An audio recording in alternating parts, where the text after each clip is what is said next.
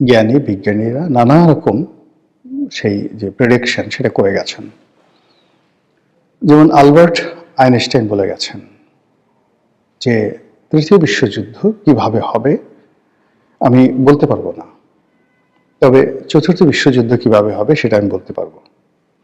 চতুর্থ বিশ্বযুদ্ধ হবে হাতে হাতে, মানুষের হাতে কোনো হাতিয়ার থাকবে না, তারা একে অপরের সঙ্গে লড়াই সংগ্রাম করার জন্য নিজেদের যে হাত পা আছে সেগুলো ব্যবহার করে তারা যুদ্ধ করবে।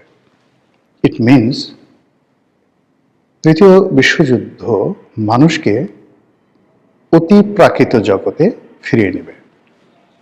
অতি প্রাকৃত বললাম এই কারণে যে মানুষ যখন প্রথম তৈরি হয়েছিল আশরাফুল মাখলুকাত হিসেবে, তার একটা মানুষের সুরত ছিল,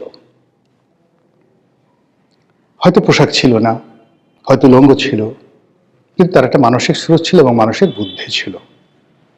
কিন্তু তৃতীয় বিশ্বযুদ্ধ যদি হয় সেখানে পারমাণবিক বোমার আঘাতে যারা সার্ভাইভ করবেন তারা সবাই বুদ্ধিহীন হয়ে পড়বেন, সারা শরীর তাদের ঝলসে যাবে, বিকৃত হয়ে যাবে তাদের চেহারা, এবং বহুদিন পর্যন্ত রিপ্রোডাক্টিভ হেলথ মানে সন্তান উৎপন্নের ক্ষমতা থাকবে না। গহীন অরণ্যে কিছু মানুষ, হয়তো আমাজনের জঙ্গলে কিছু মানুষ বেঁচে থাকতে পারে। তো এরকম একটা সম্প্রদায় থেকে একটা পরমাণু বোমার আঘাতে ক্ষত বিক্ষত পৃথিবীকে শীতল করতে হয়তো কয়েক লক্ষ বছর চলে যেতে পারে। আর সেই কয়েক লক্ষ বছর পরে যে নতুন একটা মানবের তৈরি হবে, তাদের চেহারা মানবের মতো থাকবে না, অমানুষের মতো হয়ে যাবে, তাদের চেহারা শিম্পাঞ্জির মতো হয়ে যাবে, বানরের মতো হয়ে যাবে, বন মানুষের মতো হয়ে যাবে। এবং তারা যখন একে অপরের সাথে দ্বন্দ্ব এবং সংঘাত করবে, সেই দ্বন্দ্ব এবং সংঘাত করার জন্য মানে পাথর তুলে বা একটা লাঠি তুলে আক্রমণ করার জন্য যে বুদ্ধি দরকার সেটা তাদের থাকবে না। ঠিক এই কথাটাই আসলে আলবার্ট আইনস্টাইন তার বক্তব্যের মাধ্যমে বোঝাতে চেয়েছেন। এখন যেটা বলছিলাম যে তৃতীয় বিশ্বযুদ্ধকে কেন্দ্র করে নানা রকম কথাবার্তা ধর্মের বাইরে হচ্ছে। তো এই যে আমরা হযরত ঈসা আলাইহিস সালামের কথা বলছি, তিনি আসবেন, ইয়াজুজ মাজুজের কথা বলছি, তারপরে আমরা বলার চেষ্টা করছি যে একটা সময় দাজ্জাল আসবেন, দাজ্জালকে দমন করার জন্য ইমাম মাহাদি আসবেন, ইত্যাদি আরো অনেক কিছু। এখন এই যে যা কিছু হবে এই সব কিছুর সঙ্গে আসলে তৃতীয় বিশ্বযুদ্ধর ঘটনা জড়িত। আপনাদের মনে আছে যে বছর দুয়েক আগে একজন ইহুদি পণ্ডিত, মানে ইসরায়েলের সবচেয়ে নামকরা প্রভাবশালী ইহুদি পণ্ডিত, তিনি বললেন যে দাজ্জাল এসে গেছে এবং তিনি দাজ্জালকে দেখেছেন। আপনারা জানেন যে দাজ্জালের যে নামটি, এটি মুসলমানদের কাছে ভিলেন। মুসলমানদের কাছে যেমন ইমাম মাহাদি হিরো, তদ্রূপ দাজ্জাল যে লোকটি আসবেন তিনি ইহুদিদের কাছে হিরো, আর মুসলমানদের কাছে সে হলো ভিলেন। তো এনিওয়ে এই কথাগুলো বছর দুয়েক আগে খুব আলাপ আলোচনা হতো, ঠিক করোনার আগে আগে বা করোনার পর পর। তো সেটার ধারাবাহিকতায় হঠাৎ করে ডোনাল্ড ট্রাম্প ক্ষমতা আসলেন। ডোনাল্ড ট্রাম্প ক্ষমতা আসার পরে অনেকগুলো ঘটনা একেবারে তোলপাড় করে ফেল বিশ্বকে। আমরা দুটো যুদ্ধ, একটা যুদ্ধ এখনো চলমান, সেটা ইউক্রেন এবং রাশিয়ার যুদ্ধ। এটাকে নিয়ে আমরা দীর্ঘদিন যাবৎ ভয় পাচ্ছি যে এই ইউক্রেন যুদ্ধকে কেন্দ্র করে যে কোনো সময় বিশ্বযুদ্ধ বেঁধে যেতে পারে। এর কারণ হলো এক পক্ষে আমেরিকা এবং ইউরোপ, অপর পক্ষে রাশিয়া এবং তার বন্ধু রাষ্ট্র। উভয় রাষ্ট্রেরই বা উভয় জোটেরই পরমাণু শক্তি রয়েছে, অর্থনৈতিক ভিত্তি রয়েছে এবং তারা এই পৃথিবীকে এই মুহূর্তে ডমিনেট করছে। কাজেই তাদের মধ্যে যে দ্বন্দ্ব এবং সংঘাত, এটি পৃথিবীর ধ্বংস ডেকে নিয়ে আসবে। কিন্তু এই যুদ্ধটা না থামছে না চলছে, ফলে এটা মাথার উপরে এই মুহূর্তে আমাদের বোঝা হয়ে আছে। দ্বিতীয় আরেকটা যুদ্ধ হলো ইসরায়েল এবং ইরানের যুদ্ধ, এবং ওই সময়টাতেও আমাদের একটা আতঙ্ক মানে মারাত্মক আকার ধারণ করলো যে এখনই বুঝি তৃতীয় বিশ্বযুদ্ধ শুরু হয়ে যায়।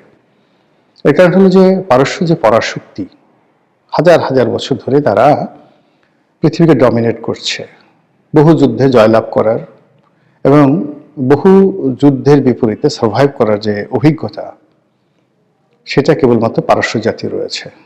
এত দীর্ঘ ধারাবাহিক লড়াই সংগ্রাম এবং সার্ভাইভ করার ক্ষমতা পারস্য জাতি ছাড়া অন্য কোনো জাতিগোষ্ঠীর নেই।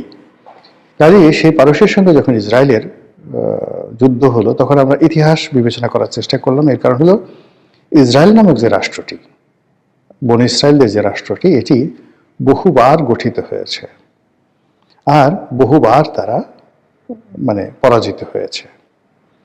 এমনও হয়েছে যে এই জেরুজালেম থেকে হজরত দাউদ আলাইহিসসালাম, হজরত সুলাইমান আলাইহিসসালাম তো তাদের মতো সম্রাট এখানে শাসন করেছেন। এর বাইরে আরো বহু রাজা, বাদশাহ, নবী, রাসূল এই বনী ইসরায়েল জাতিকে সমৃদ্ধ করেছে। তো এই ইতিহাস আপনি কবে থেকে ধরবেন? হজরত মুসা আলাইহিস সালাম থেকে ধরেন। হজরত মুসা আলাইহিস সালামের জমানা কবে ছিল? আজ থেকে 3400 বছর আগে। তো এই 3400 বছর আগের থেকে না, ঠিক হজরত মুসা আলাইহিস সালাম না, হজরত ইউসুফ আলাইহিস সালাম থেকে ধরেন। হজরত ইউসুফ আলাইহিস সালাম যদি ধরেন, তা প্রায় 4000 বছরের ইতিহাস। এই 4000 বছরে তারা বহুবার রাষ্ট্র গঠন করেছে, সাম্রাজ্য গঠন করেছে, পৃথিবী ডমিনেট করেছে, আর বহুবার একেবারে রাজ্য ছাড়া হয়ে সারা পৃথিবীতে তছনছ করেছে এবং মাঝে মধ্যে এমন কর্ম করেছে যে আল্লাহ তাদেরকে একেবারে মাটি চাপা দিয়ে মেরে ফেলেছেন, এই দুর্ধর্ষ জাতিটিকে। কাজেই পারস্যের সাথে ইসরায়েলের যে যুদ্ধ, সেই যুদ্ধে পারস্য জিতবে এবং ইসরায়েল পরাজিত হবে, এটাই ইতিহাস বলে। যদি ইসরায়েলি জাতির ইতিহাস আপনি দেখেন, তো সেই যুদ্ধটা মিস্টার ডোনাল্ড ট্রাম্পের হস্তক্ষেপে রাতারাতি বন্ধ হয়ে গেল। কিন্তু এখন যে অবস্থা হচ্ছে, তিনটি ঘটনা, এই মুহূর্তে 4টি ঘটনা। প্রথম ঘটনা হলো ভেনেজুয়েলার প্রেসিডেন্ট, তাকে ধরে নিয়ে আসা হয়েছে মিস্টার মাদুরো এবং তার স্ত্রী সহ আমেরিকা, এবং বিচার চলছে। এটি নিয়ে পুরো ল্যাটিন আমেরিকা উত্তাল, এবং ভেনেজুয়েলা এটাকে খুব সহজভাবে নেয়নি। তারা আমেরিকার সৈন্যদের সাথে যুদ্ধ করার জন্য প্রস্তুতি নিয়ে বসে আছে। এবং দক্ষিণ আফ্রিকা, আপনি দেখেছেন যে দক্ষিণ আমেরিকা, অর্থাৎ আমেরিকা বলতে আমরা যেটা বোঝাই ইউনাইটেড স্টেটস অফ আমেরিকা, এটা হল উত্তর আমেরিকা, আর এর বাইরে দক্ষিণ আমেরিকার যে বিশাল ভূখণ্ড, সেখানে কতগুলো যে দেশ আছে, কিউবা আছে, বলিভিয়া আছে, ব্রাজিল আছে, আর্জেন্টিনা আছে, চিলি আছে, সান্তিয়াগো আছে, আরো কত দেশ যে আছে, এখানে ছোট বড় অসংখ্য দেশ আছে। তো তারা সবাই এই আমেরিকার এই আগ্রাসনকে কোনো অবস্থাতে মেনে নেয়নি। এমনকি কানাডাও নয়, এমনকি ইংল্যান্ডও নয়। ফলে এটা নিয়ে একটা দড়ি টানাটানি হচ্ছে। এটা শেষ হতে না হতেই মিস্টার ডোনাল্ড ট্রাম্প তিনি ইউরোপে অশান্তি তৈরি করার জন্য সেই একটা প্রস্তাব দিয়েছেন, এবং সেখানে তিনি একটা যুদ্ধ করতে চাচ্ছেন ডেনমার্কের সঙ্গে। ডেনমার্ক ছোট রাষ্ট্র, কিন্তু যেহেতু ন্যাটোভুক্ত রাষ্ট্র, ইউরোপের সকল রাষ্ট্র ডেনমার্কের পাশে দাঁড়াবে যদি আমেরিকা সেখানে আক্রমণ করে। ডেনমার্কের অধীনে থাকা একটি দ্বীপ, সেই গ্রিনল্যান্ড, সেই দ্বীপটি দখল করতে চাচ্ছে আমেরিকা। এর কারণ হলো এখানে অতি প্রাকৃত এবং বহু মূল্যবান দুষ্প্রাপ্য খনিজ সম্পদ গিজ গিজ গিজ গিজ করছে। শত শত ট্রিলিয়ন ডলারের, পৃথিবীর সবচেয়ে দামি খনিজ পদার্থগুলো। আপনি চিন্তা করুন যে যদি আপনি ভেনেজুয়েলার তেলের কথা চিন্তা করেন, বলা হচ্ছে ভেনেজুয়েলাতে যত তেল আছে এটার মূল্য হলো 21 ট্রিলিয়ন ডলার। তো গ্রিনল্যান্ডে শত শত ট্রিলিয়ন ডলারের খনিজ সম্পদ আছে। এখন সেটা ডোনাল্ড ট্রাম্প দখল করে নেবে। এটা নিয়ে ইউরোপের সাথে গন্ডগোল। এর বাইরে ভারতের সাথে সম্পর্ক নষ্ট করে ফেলেছে। মধ্যে এটা সম্পর্ক করার চেষ্টা করেছিল, সেই সম্পর্কটা নষ্ট করে ফেলেছে। ভারতের উপরে 500% ট্যাক্স আরোপ করেছে, এবং নরেন্দ্র মোদীকে খোঁটা দিয়ে যে সকল কথাবার্তা মিস্টার ট্রাম্প বলেছেন, এটা রীতিমতো পাগলামো। এর বাইরে ইরানে এখন বিক্ষোভ চলছে, মারাত্মক বিক্ষোভ, এবং সেই বিক্ষোভকে কাজে লাগানোর জন্য মিস্টার ডোনাল্ড ট্রাম্প প্রায় প্রতিদিনই তিনি টুইট করছেন তার সোশ্যাল মাধ্যম যেটা রয়েছেন, টুইটার না এটাকে বলে এক্স হ্যান্ডেল বলে, সেখানে দিচ্ছেন। না, আর তার নিজেরই একটা সোশ্যাল মাধ্যম আছে, এটাকে বলে ট্রুথ কি যেন বলে আর কি। তো সেখানে তিনি প্রতিদিনই একটার পর একটা স্ট্যাটাস দিয়ে যাচ্ছেন। অন্যদিকে উত্তাল যে ইরান, সেই ইরানের এই রাজনৈতিক পরিস্থিতি ব্যবহার করে সেখানে আবার যুদ্ধ করার জন্য তিনি সর্বোচ্চ চেষ্টা চালাচ্ছেন। সত্য মিথ্যে জানি না, সামাজিক মাধ্যমে দেখেছি যে তার বড় বড় যুদ্ধ জাহাজগুলি ইতিমধ্যে পারস্য উপসাগরের কাছাকাছি চলে গেছে। তারপর আকাশপথে আক্রমণ করার জন্য বহু সংখ্যক বিমান সেই পারস্যের কাছাকাছি যে সকল মার্কিন বিমান ঘাঁটি রয়েছে সেখানে চলে গেছে। আর স্বপ্ন দেখছে আমেরিকা যে আয়াতুল্লাহ আলী খামেনি যিনি আছেন ধর্মীয় নেতা, তাকে মাদুরোর মতো ইরান থেকে ধরে এনে আমেরিকাতে বিচার করার। তো এই যে কাজগুলো মিস্টার ডোনাল্ড ট্রাম্প করছেন, এটা যদি সত্যিকার অর্থে তিনি বাস্তবায়ন করার চেষ্টা করেন, তাহলে এই যে আমরা যে ভয়ঙ্কর একটা তৃতীয় বিশ্বযুদ্ধ, এই তৃতীয় বিশ্বযুদ্ধের কবলে আমরা পড়তে যাচ্ছি। আর তৃতীয় বিশ্বযুদ্ধ সেটা ইউরোপে হোক, মধ্যপ্রাচ্যে হোক, পারস্যে হোক, শুরুটা যেখানে হোক না কেন, ওটার বায়ু বাংলাদেশে আসবেই।